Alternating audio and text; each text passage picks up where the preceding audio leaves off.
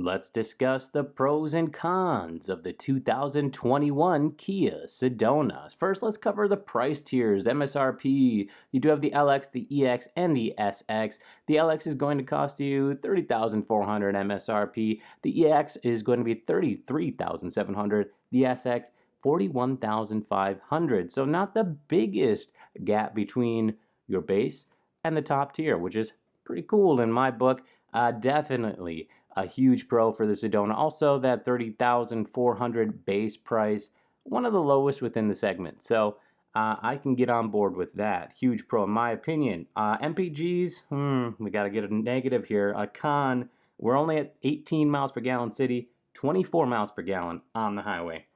Definitely not efficient enough, especially with all of the improvements other minivans are making within the segment, especially with hybrid models being reintroduced or being included for the first time ever.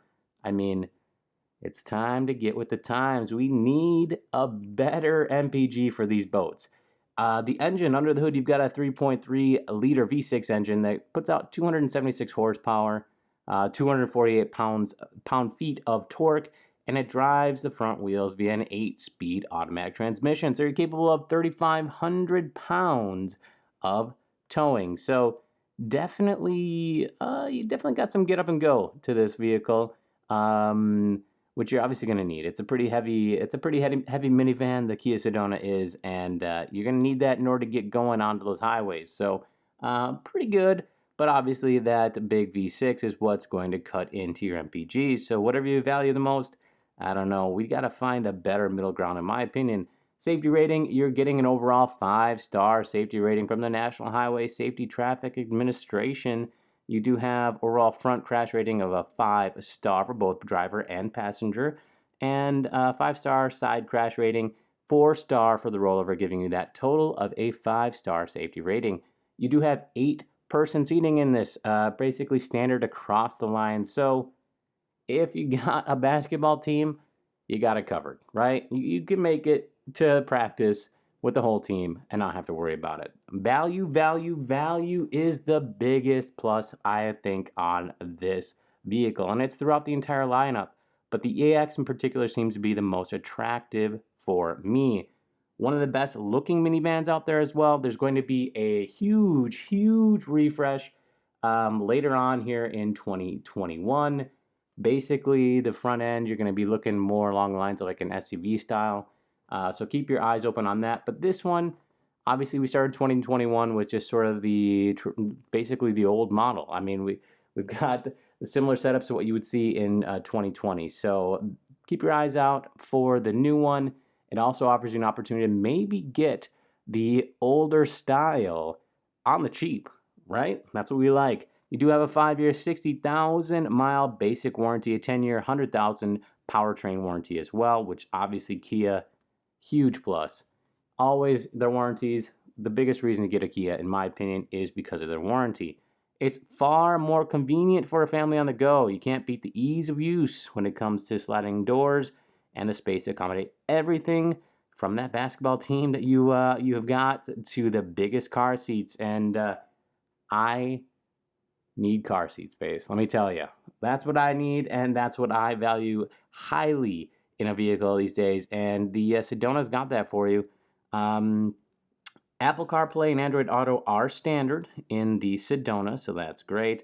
You do also, when you upgrade to the EX, you get plenty of awesome features. You get leather seats, keyless entry and ignition, remote sliding rear doors, heated seats, wireless charging, blind spot monitoring, and so much more, really. So I think basically you're going up, I don't know, it's going to cost you right around $3,000 to go from the LX to the EX. I think the value for that $3,000 is huge. So obviously if you're on a really tight budget, you can get the LX, but that EX has a bunch of value, which is what we really want, especially when you're getting a vehicle. You got that 10-year warranty on the powertrain, so you're going to keep it for 10 years, probably, right? You're going to want to, especially once you get this thing paid off. That's free money, right? So you do also have a nice rear window privacy tint, which is especially useful when you're protecting those little ones' eyes. especially the ones that are in car seats who really can't protect themselves. That's definitely going to be key. You do have a rear roll down windows that are controllable from the front seat. Thank you very much. How sweet is that? We, as the parents, get to control what those kids do. I like it. All right, sign me up.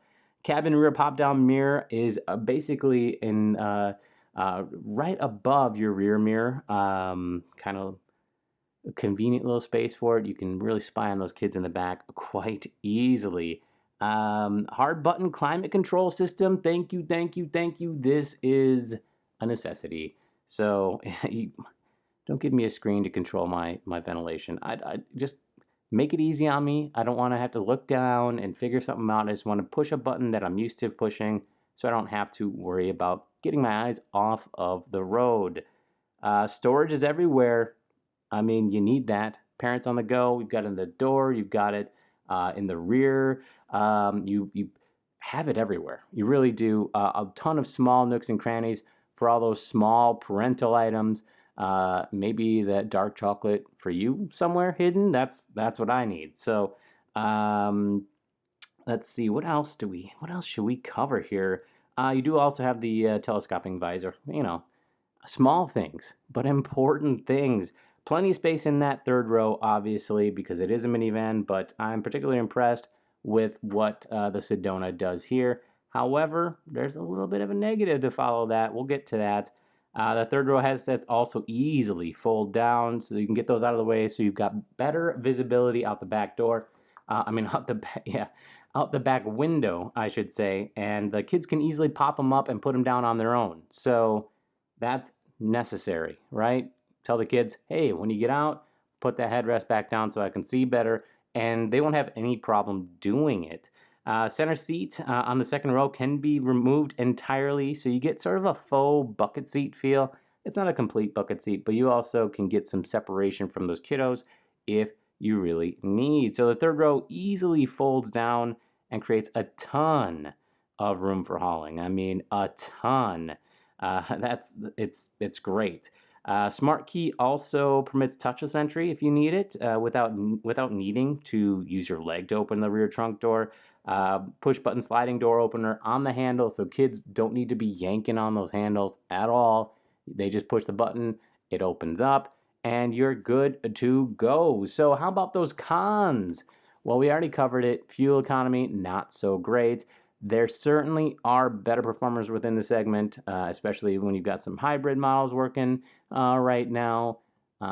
This, I believe they're going to have to figure out. They're going to have to find a way to get better gas mileage. I don't know really what that is. Are they going to move to a 4-cylinder sometime in the future? I don't know. If they can make that more efficient, still keep up some power, why not? But that V6, you need it to move that weight. So it's kind of a give and take. Kind of a con that we're just comfortable with accepting, but we got to ask for more, in my opinion. Some people might find this current look to be a bit dated. Maybe wait for a more significant redesign. That's possible.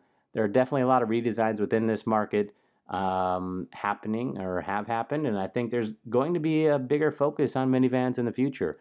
We've had that SUV wave. SUVs are still going to continue to be that desirable car style. We're not going to get away from it, but minivans are going to have to adapt, and that's going to have to happen within the Sedona as well. Blind spot monitoring, I know, I say it every time. The biggest negative in my book, blind spot monitoring should be standard on every vehicle. I'm sorry, it needs to be. It's a safety feature. And or at the very least, we should be able to add it without having to move up a tier. That's fine. I'm fine with paying for it. But don't make me pay for $3,000 worth of other stuff if I just want the blind spot monitoring. So I know that's a marketing ploy for you to get you to spend a bit more, but this is a people mover. It's a minivan, and I think safety should come above all else. And I think Kia should say, hey, you know what?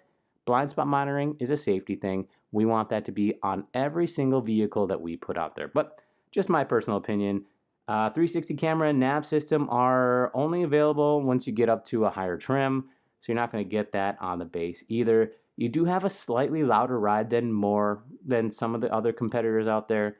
you do have a bit of a rougher ride as well.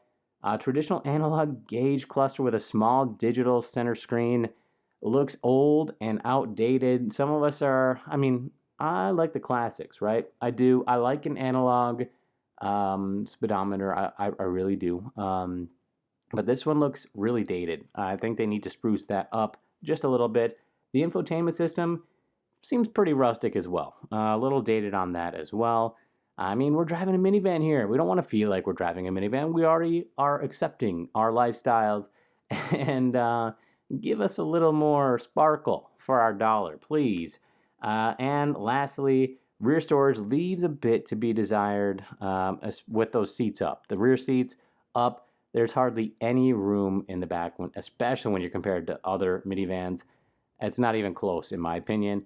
I don't, and I know the numbers will say they're close, but the feel and the look of it, I don't know, just the way it's laid out, and it's not nearly as much storage space as I would like. So that's a bit disappointing. But overall, I think more pros than cons to the Kia Sedona. So I don't know. Make your decision.